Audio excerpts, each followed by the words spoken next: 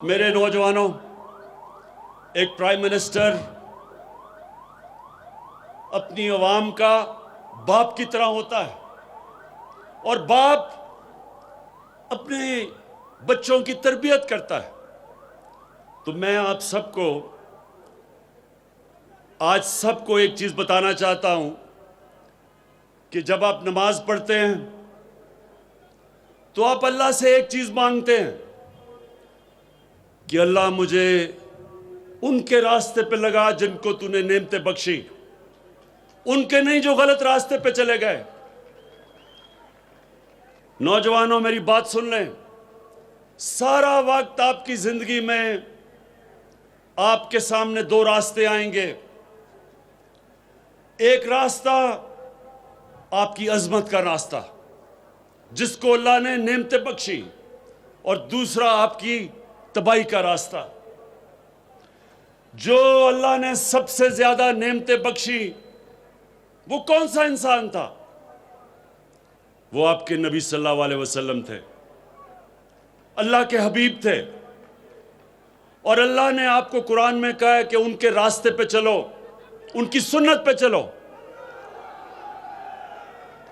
اللہ کا حکم ہے کہ ان کی سنت پہ چلو۔ تو ان کی سنت، ایک تو ان کا کردار تھا، دنیا کے سب سے عظیم لیڈر تھے وہ۔ نہ کبھی ایسا لیڈر آ سکتا ہے، نہ کبھی آئے گا، نہ کبھی ایسا عظیم انسان آ سکتا ہے، نہ آئے گا، نہ پہلے کبھی آیا ہے۔ اور دوسری ان کی سنت مدینہ کی ریاست تھی، اور مدینہ کی ریاست میں دو چیزیں تھیں۔ سب سے پہلے انسانیت کا نظام تھا، اور دوسرا قانون کی بالادستی تھی۔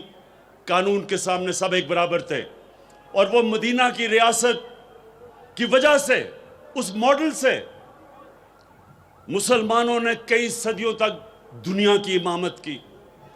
تو آج ہم جو پاکستان بنا رہے ہیں وہ مدینہ کے ریاست کے اصولوں پہ، سب سے پہلا اصول انسانیت کا۔ اور جو محمود خان آپ نے فیصلہ کیا کہ سارے پختونخوا کے لوگوں کو آپ ہیلتھ کارڈ دیں گے، ہیلتھ انشورنس دیں گے، یعنی 10 لاکھ روپے ایک خاندان کے پاس ہوگا، کسی بھی ہسپتال میں اپنا علاج کروانا چاہے 10 لاکھ روپے تک کروا سکے گا۔ یہ اتنی بڑی نعمت ہے نوجوانوں، یہ اتنی بڑی نعمت ہے۔ ایک غریب گھر میں بیماری ہوتی ہے، اور اس غریب گھر میں پیسہ نہیں ہوتا علاج کروانے کا، سوچیں اس گھر پہ کیا گزرتی ہے۔ وہ بیچارے قرضے لیتے ہیں، گھر مقروض ہو جاتا ہے، اپنے قریبی بچوں کو ماں باپ کے علاج کرواتے کرواتے گھر قرضوں میں چل جاتا ہے۔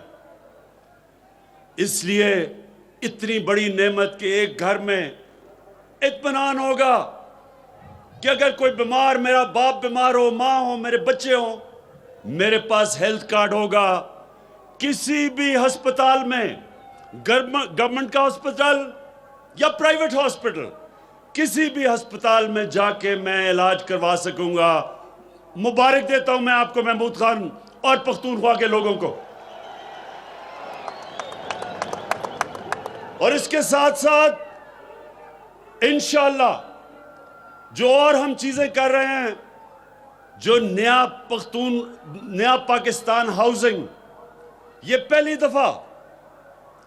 پہلی دفعہ پاکستان میں ہوگا کہ گورنمنٹ ایسے گھر بنائے گی کہ غریب آدمی قسطوں میں گھر خرید سکتا ہے۔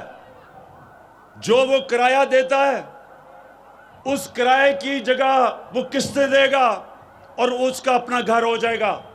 سب سے زیادہ ضرورت ایک انسان کو اپنے گھر کی ہوتی ہے، اپنی چھت کی ہوتی ہے، اور عام آدمی کے پاس پیسہ نہیں ہوتا کہ اپنا گھر بنا سکے۔ اس لیے یہ جو دوسری چیز ہم کرنے جا رہے ہیں، یہ بھی انشاءاللہ پاکستان میں پہلی دفعہ ہوگی۔ دیر ہمیں اس لیے لگی کہ جو قانون تھا ایک فور کلوجر لا قانون تھا، وہ عدالتوں میں 2 سال سے تھا.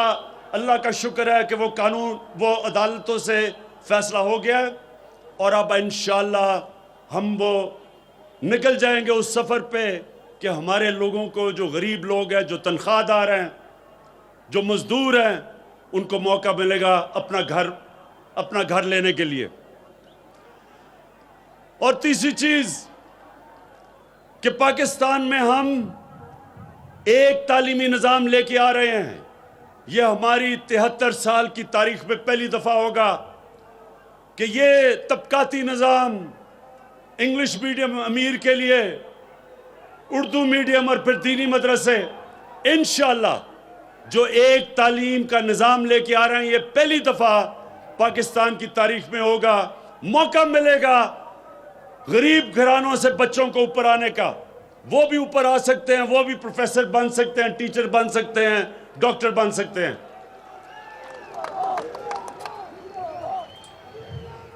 اور انشاءاللہ جو چوتھی چیز ہے، قانون پختونخوا میں بھی پاس ہو گیا ہے اور اب پنجاب میں بھی، کہ جو کیسز عدالتوں میں لگتے ہیں وہ 1 سال کے اندر وہ کیس کا فیصلہ ہونا پڑے گا. جو ہم نے نیا سول پروسیجر ایکٹ پاس کیا ہے، 1 سال سے زیادہ کیس نہیں جائے گا.